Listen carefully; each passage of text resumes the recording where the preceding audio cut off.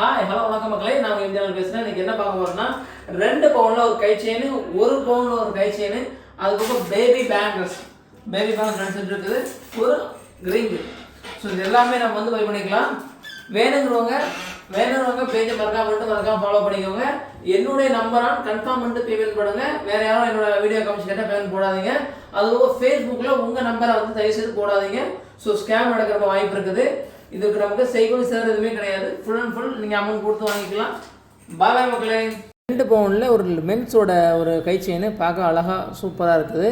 அடுத்து பார்த்திங்கன்னா 1 பவுனில் ஒரு கை செயின் இருக்குது. 1 பவுன் கரெக்டாக 8 கிராம் இருக்குது. அடுத்து பார்த்திங்கன்னா பேபிக்கு போடுற பேங்கிள், சின்னதாக போடுவாங்கள்ல, பிறந்த குழந்தைங்களுக்கு போடுற அந்த மாதிரி ஒரு பேங்கிள்.